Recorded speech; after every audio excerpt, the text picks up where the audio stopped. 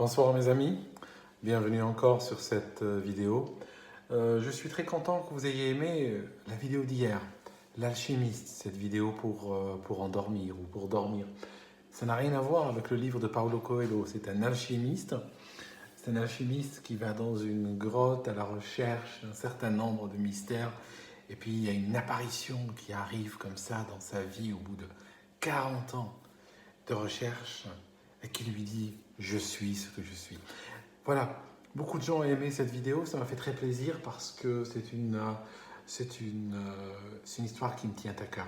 Aujourd'hui, je ne suis pas venu pour ça, je suis venu vous parler d'un sujet plus terre à terre, un sujet de ce monde, parce que cette vidéo n'était pas de ce monde. Je suis venu vous parler de cette histoire de censure dont a été victime Trump. Alors, je vais aller au-delà de l'histoire elle-même, parce que regardez, il y a Trump qui a été censuré par pratiquement toutes les plateformes importantes de l'Internet, Facebook, Instagram, Twitter, tout ça, bien sûr. Par la suite, il y a un réseau social qui ressemble un peu à Twitter qui s'appelle Parler. Ce réseau social a été à son tour entièrement censuré par son fournisseur de ressources cette fois-ci, par un service provider qui était Amazon AWS. Vous savez qu'Amazon entretient le plus grand cloud de la Terre, c'est Amazon AWS. Et puis ce service-là, des entreprises peuvent venir louer ou installer, enfin pas installer, plutôt déployer et puis louer des services de type base de données, de type machine virtuelle, etc. Et puis ce service-là a décidé de couper donc les ressources au site Parler. Alors écoutez, au-delà du particulier, j'aimerais dézoomer, j'aimerais pas rester sur Trump et sur Parler, j'aimerais qu'on dézoome quand même et qu'on parle un petit peu. Vous savez, jusqu'à maintenant, si vous regardez, si vous suivez la chronique judiciaire par exemple, vous allez voir que beaucoup de criminels, beaucoup d'assassins, pour se rendre sur les lieux du crime, ont été en voiture. Par contre, vous ne trouverez jamais un procès où on va condamner par exemple, le fournisseur d'essence. On va condamner par exemple Total, ou on va condamner une grande compagnie pétrolière, on va les poursuivre en leur disant « vous lui avez fourni l'essence pour aller sur les lieux du crime, donc vous êtes accessoire à ce crime-là, vous êtes complice ». Ça ne se fait pas. Pourquoi? Parce que les fournisseurs d'essence observent une neutralité tout azimut. Quand vous allez acheter votre carburant, on ne vous dit pas monsieur, voilà, alors c'est pour aller où? Vous voulez faire quoi de ce carburant-là? Puis bien sûr, vous devez décliner la raison pour laquelle vous achetez le carburant et en fonction de cette raison, ils peuvent, oui ou non, vous laisser ou pas. S'ils le faisaient, ils ne seraient plus neutres et ils seraient donc responsables si jamais vous faites mauvais usage du carburant. Et nous sommes exactement dans le même cas.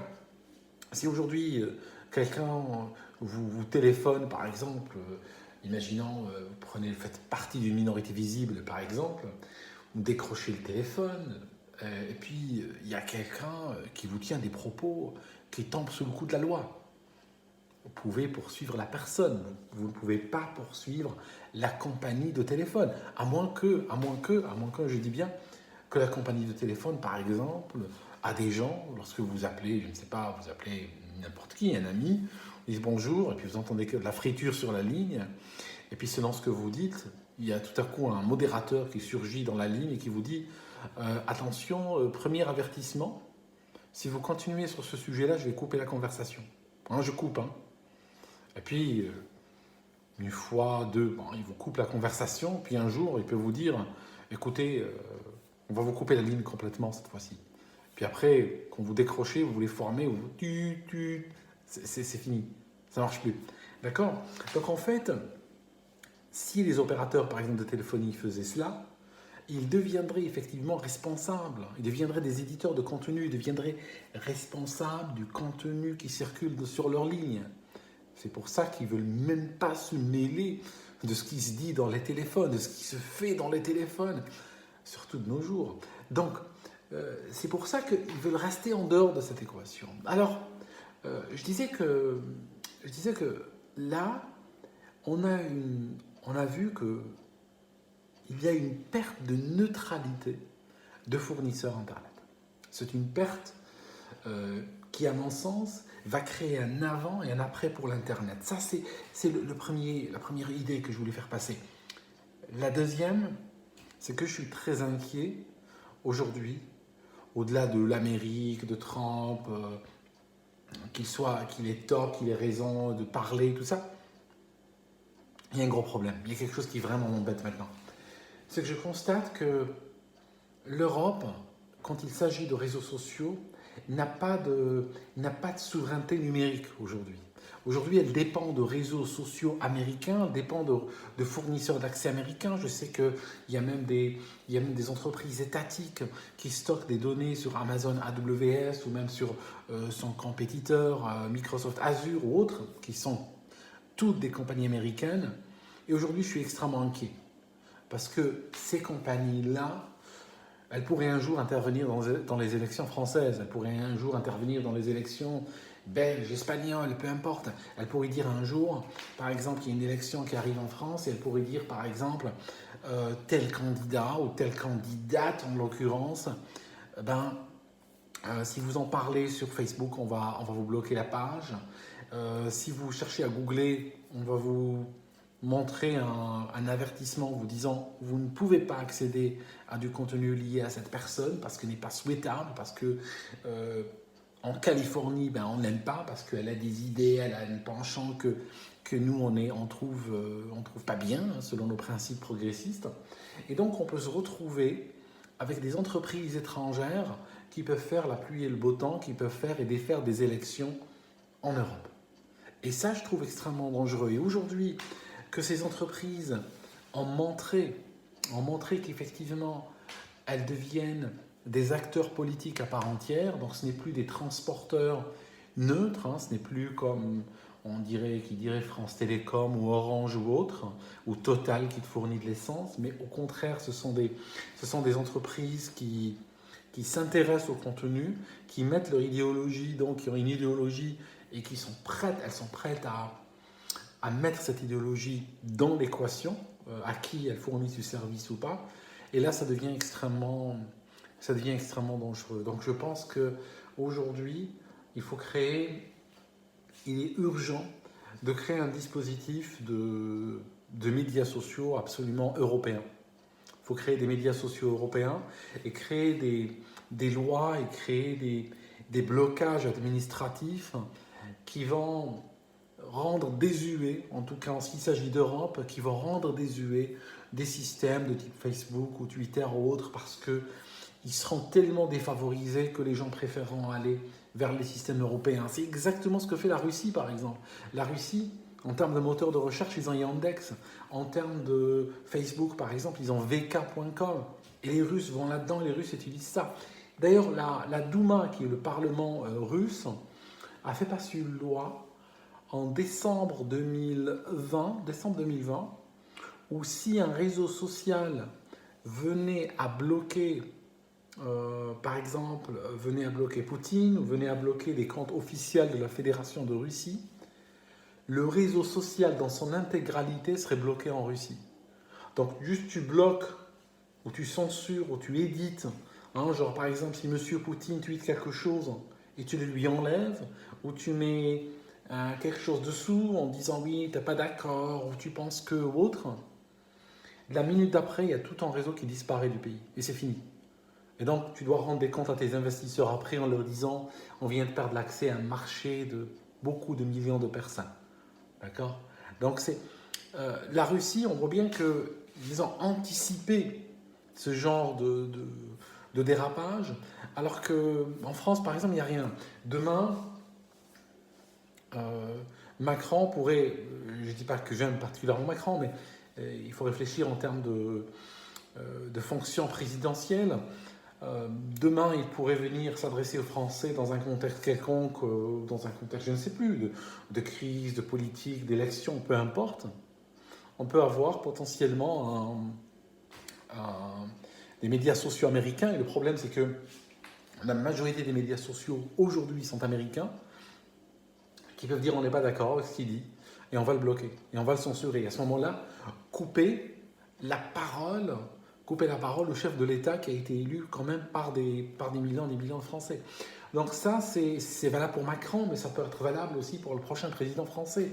On peut un jour, par exemple, avoir les Français qui votent pour un candidat national, et à ce moment-là, les médias sociaux diront, ben, écoutez, on est américain, votre candidat, nous, il ne nous plaît pas, à partir de maintenant, il ne passera plus sur les médias sociaux. Et à ce moment-là, couper ce dirigeant, cette dirigeante du peuple. Parce que les médias sociaux jouent un rôle extrêmement important aujourd'hui. Quand tu n'as pas le média social, c'est comme si tu n'avais pas le téléphone, c'est comme si tu n'avais pas l'eau courante.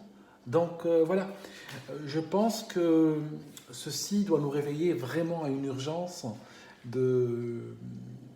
qu'il faut donner de l'importance et il faut œuvrer pour tout d'abord deux choses, souveraineté numérique, en créant des équivalents comme l'a fait la Russie, donc de créer des équivalents de Facebook, de Twitter et autres en Europe et qui soient 100% contrôlés par des intérêts européens, créer des dispositifs de loi pour limiter les abus, les nuisances et créer aussi des dispositifs permettant de frapper. Ça signifie que si par exemple, un peu comme la loi russe, si par exemple un média social américain venait à bloquer ou à censurer des comptes officiels appartenant à des pays européens, que par exemple toute l'Europe soit unie et que ce média social disparaisse de l'Europe, par exemple. Il faut réellement leur montrer qu'on a un bouton nucléaire, qu'il y a un bouton sur lequel on peut appuyer et vous disparaissez. Il n'y a que la balance de la peur qui marche avec ces gens-là. Voilà, donc c'était une idée, je ne pouvais pas dormir sans partager cela avec vous. Je voulais vous dire aussi que j'ai créé, ça fait des années qu'on me le demande, même si je n'ai jamais voulu faire de pub et tout ça sur mes vidéos, j'étais toujours parti du principe, il vous a été donné gratuitement.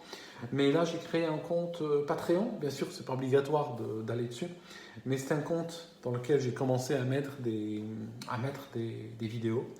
Et je compte réellement être de plus en plus actif dessus, tout en continuant à mettre des vidéos ici. Alors, ce n'est pas obligatoire d'aller sur ce compte, mais pour les gens qui veulent aider mon effort créatif, il y a un compte Patreon que je vais publier sous cette vidéo, et puis de temps en temps, je le publierai sous certaines vidéos comme ça. Ça serait sympa si vous pouvez vous y abonner. Et en ce moment, les gens qui s'abonnent et qui mettent une adresse à jour, durant les prochains jours, là, recevront une carte postale de ma part de Zagreb. En tout cas, merci encore pour votre soutien, qu'il soit moral, qu'il soit financier, qu'il soit juste par votre présence, qu'il soit juste par un like, qu'il soit juste par dire un mot sympa dans les commentaires. C'est toujours quelque chose qui me touche et qui me nourrit depuis 10 ans déjà. Je me rends compte que ce compte a été créé en 2011 et nous sommes en 2021. J'ai des fois des gars qui m'écrivent en me disant « Aldo, je te regardais, j'avais 15 ans, aujourd'hui j'en ai 25, je suis un papa, j'ai 2 enfants et tout, j'ai grandi, j'étais ado, tu m'accompagnais et tu es toujours là et je te regarde. » Waouh, ça me fait quelque chose de lire des témoignages comme celui-ci. Merci encore mes amis, je vous souhaite une très bonne nuit et puis je vais revenir bientôt, peut-être demain, peut-être après-demain. Vous savez comme je suis, hein, des fois j'ai envie de parler, puis des fois je me referme complètement. Quand vous me voyez moins en ligne, c'est que je suis en train de me ressourcer. Hein. J'ai des phases comme ça où vous ne me voyez pas, ce sont des phases de ressources, ce sont des phases où je lis beaucoup, ce sont des phases où je m'instruis, je m'informe, je me développe personnellement. Puis après, à un moment donné, je sens que je suis prêt à redonner encore et je reviens. Voilà, c'est un petit peu les cycles de fonctionnement que j'ai. Ok ? Je vais aller dormir. Bonne nuit mes amis.